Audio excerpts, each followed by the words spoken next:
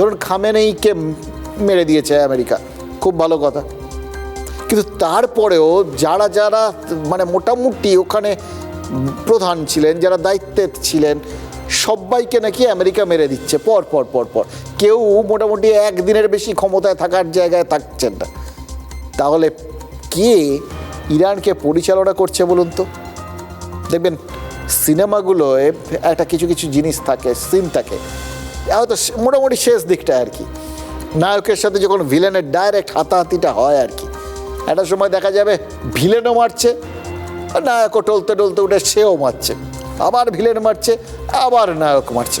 Ultimately নায়কই ভিলেনকে মারে, কিন্তু ওই যে দুপক্ষর কোনো আটকানোর ব্যাপার নেই, শুধু মার আছে আর কি। ইরানকে দেখে সেরকম মনে হচ্ছে, এদের আটকানোর কোনো ব্যাপার নেই। যে যা সে ইসরায়েল মারছে কি আমেরিকা মারছে, সমস্ত মিসাইল গিয়ে তাদের ঝাঁঝরা করে দিচ্ছে, এতে ইরানের এখানে ওখানে বিস্ফোরণ ঘটাচ্ছে, কিন্তু পাল্টা তারাও পর পর পর পর মেরে যাচ্ছে। এটা দেখে আমার দুটো জিনিস মনে হচ্ছে, দুটো প্রশ্ন।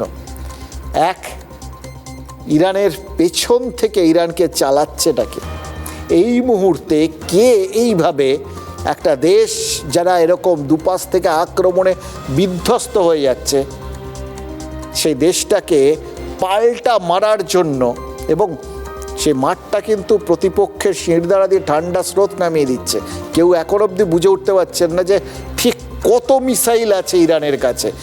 এই মিসাইল ব্যাপারটা কিন্তু খুব ওই পাড়ায় যে কালী পুজোর সময় যে আমরা রকেট ঠকেট ছাড়ি, ওরকম 2-4 পয়সার ব্যাপার না, এক একটা মিসাইলের প্রচুর খরচ।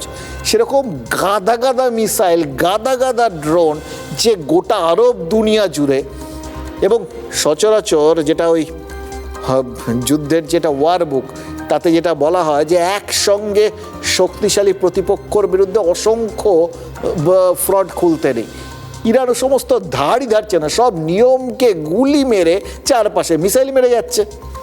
এই ইসরায়েলে মারছে, ওপাশে আমেরিকার যে নৌবহরগুলো আছে সেদিকে মারছে, অন্যদিকে গোটা আরব দুনিয়ায় যেখানে যেখানে আমেরিকার তাদের ওই সেনানিবাস রয়েছে, ঘাঁটি রয়েছে, সেগুলোতে আঘাত আনছে। কোথায় মারছে না বলুন তো? সৌদি, কাতার, কুয়েত, বাহরিন, ওমান, সব জায়গায় এক ধারসে মেরে যাচ্ছে। এই এত অস্ত্র তার মানে তাদের কাছে ছিল, এবং তার থেকেও বড় কথা এই মুহূর্তে এই অস্ত্র, একটা তো স্ট্র্যাটেজি থাকে যুদ্ধে, কে পুরো ব্যাপারটা পরিচালনা করছে? এটা একটা খুব বড় প্রশ্ন।